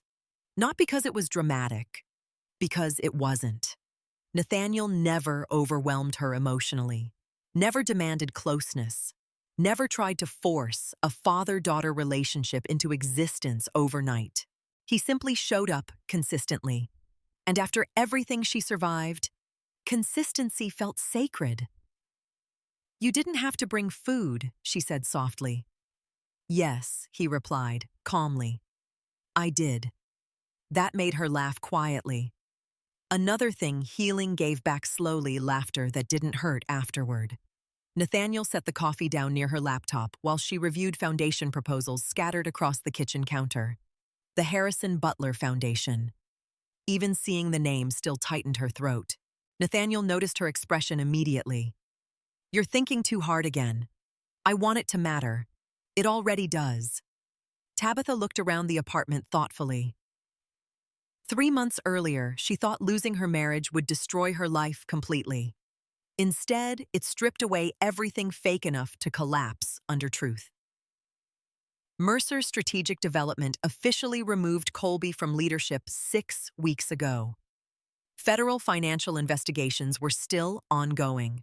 Vanessa Kane disappeared from public life almost immediately after the scandal exploded. And Evelyn? Evelyn had accepted a private legal settlement with cooperation agreements to avoid prison. Tabitha still wasn't sure how she felt about that. Some wounds healed slowly, others simply stopped bleeding. Nathaniel leaned against the kitchen counter quietly. "You're nervous about tonight." Tabitha sighed softly. The foundation launch gala. Of course she was nervous. Not because of media anymore, because tonight would publicly define who she became after all this. Victim, heiress, divorced socialite, scandal survivor. Everyone would arrive expecting a version of her. And for once, Tabitha wanted to arrive as herself instead. "I keep thinking Harrison should be the one doing this," she admitted quietly. Nathaniel smiled, sadly. "He is." She frowned slightly. Nathaniel nodded toward the paperwork. "Everything happening in this room exists because that man loved you properly." Emotion tightened painfully in her chest again. God, grief really ever disappeared. It just changed shape over time. That evening, Manhattan glittered beneath cold winter skies as black cars lined the entrance of the Whitmore Arts Center. Reporters crowded the sidewalk outside while camera flashes exploded endlessly. But this time, Tabitha didn't feel hunted. She felt ready. Her gown was simple tonight. Elegant ivory silk, minimal jewelry, no performance, no armor. As she stepped from the car beside Nathaniel, voices immediately erupted around them. "Tabitha, over here! Are you officially changing your last name to Whitmore?" Nathaniel glanced toward her carefully. Tabitha smiled faintly, then answered clearly enough for every microphone nearby to hear no. Silence spread instantly through the crowd. Tabitha continued calmly. "I'm keeping Butler." Emotion hit Nathaniel's face immediately. Not offense, pride, because he understood. Inside the gala hall, conversations paused as she entered. Powerful people, corporate executives, charity boards, old money families, the same type of crowd that once intimidated her endlessly. Tonight, she finally understood something freeing. Most powerful people were just frightened humans hiding behind expensive confidence. Rebecca Sloan approached first with a proud smile. "You look terrifyingly composed. Is that good? For a woman about to rebuild her life publicly?" Rebecca smirked slightly. "Absolutely." The gala officially began 20 minutes later. Tabitha stood backstage, listening to applause echo through the massive ballroom while anxiety twisted lightly in her stomach. Then Nathaniel stepped beside her quietly. "You don't owe anyone perfection tonight." The words hit harder than he probably realized, because perfection was the cage she lived inside most of her life. Good daughter, good wife, good woman, always soft enough to keep everyone else comfortable. Nathaniel gently offered her Harrison's old silver cufflinks, the ones he used to carry for luck during important business meetings. Tabitha stared at them emotionally. "I found them in his office," Nathaniel said softly. "I thought you should have them tonight." Tears instantly burned her eyes, because somehow Nathaniel never tried replacing Harrison. He honored him. That mattered more than she could explain.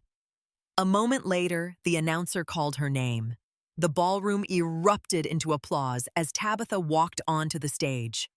Hundreds of faces turned toward her beneath golden chandelier light. 3 months ago, this kind of attention would have terrified her. Now, she simply breathed, then spoke honestly. "My father used to say that kindness without boundaries becomes self-destruction." The room fell completely silent. Tabitha smiled softly. "At the time, I didn't understand what he meant." Emotion tightened her voice slightly. "But I do now." She looked across the crowd slowly. "I spent years believing love meant sacrificing yourself to keep other people comfortable. I thought enduring pain quietly made me strong." She shook her head gently. It didn't. Several people in the audience visibly emotional already. Good. Truth was emotional sometimes. The Harrison Butler Foundation exists for people rebuilding themselves after emotional abuse, family betrayal, and financial manipulation. Her voice steadied stronger now, because survival should not require losing your self-worth. Applause broke out immediately, but Tabitha kept going. "And one more thing." The room quieted again. "My father was not the man who shared my DNA." Tears filled her eyes softly. He was the man who stayed. Silence. Beautiful silence. Because every person in that room felt the truth inside those words. Tabitha smiled through emotion. "Harrison Butler taught me that love is not ownership. It's protection, patience, presence, choice." Nathaniel lowered his head quietly in the audience, visibly emotional. "And I will spend the rest of my life honoring the name of the man who chose me first." The ballroom rose into standing applause.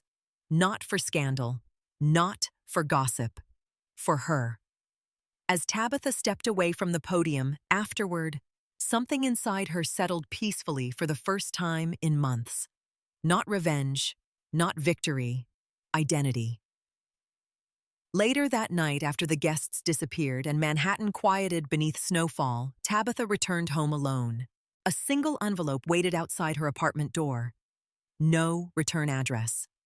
Her pulse tightened instantly. She opened it carefully. Inside was one final handwritten letter. From Harrison. Snow drifted softly past the apartment windows while Tabitha sat alone at her kitchen counter, staring at Harrison's final letter. For several minutes, she couldn't bring herself to open it. Because this was the last thing. The final piece of him still waiting in the world. And some selfish part of her feared that reading it would make losing him feel permanent in a way she still wasn't ready for. The envelope trembled slightly in her hands. Finally, she took a slow breath and unfolded the paper carefully. "Kiddo." The tears came instantly, not dramatic, not explosive, just immediate, because no one else had ever called her that with so much love inside it. If you're reading this, then I probably waited too long to say half the things I should have said while I was still sitting across from you. Tabitha smiled weakly through tears. Typical Harrison. Even in goodbye letters, he worried about emotional timing. First things first, if anyone ever made you feel difficult to love, they were wrong. Her chest tightened painfully, because for years she believed exactly that. Too emotional, too sensitive, too trusting, too much. And now she understood something life-changing. The people who benefited from her softness had trained her to apologize for it. You were never too much, Tabby. You were simply surrounded by people who only knew how to take. She closed her eyes briefly. God. Even after death, Harrison still understood her better than anyone alive. The city outside remained quiet beneath snowfall while she kept reading. I know discovering the truth about your biological father hurt you deeply, but I hope one day you understand something important. Tabitha swallowed hard. Nathaniel gave you life. I had the privilege of watching you live it. Tears slipped steadily down her cheeks now. No bitterness, no insecurity, just love. Harrison continued, "Blood may create people, but love builds family." The words settled softly into the silence around her, and suddenly the chaos of the past months looked clearer somehow. Evelyn chose control. Colby chose ambition. But Harrison chose people. Every time. "I need you to promise me something," the letter continued. "Do not spend your life punishing yourself for surviving painful people." That one hit hard.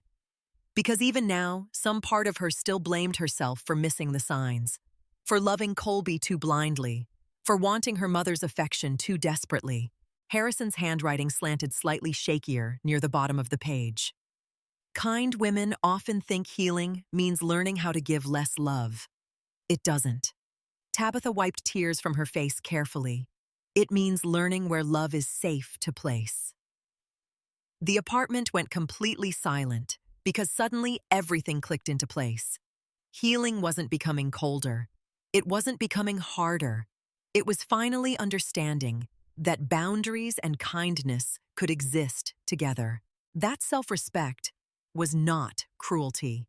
That walking away from manipulation was not failure. The final paragraph nearly broke her completely. "And one more thing, kiddo.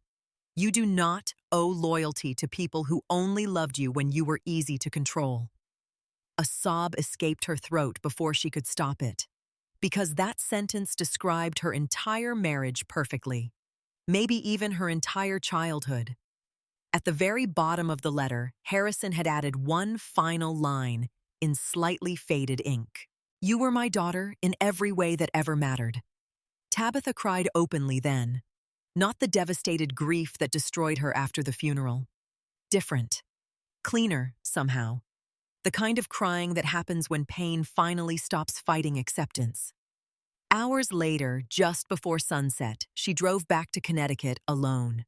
Snow covered the cemetery in soft white silence, while dusk settled across the sky in pale shades of blue and silver.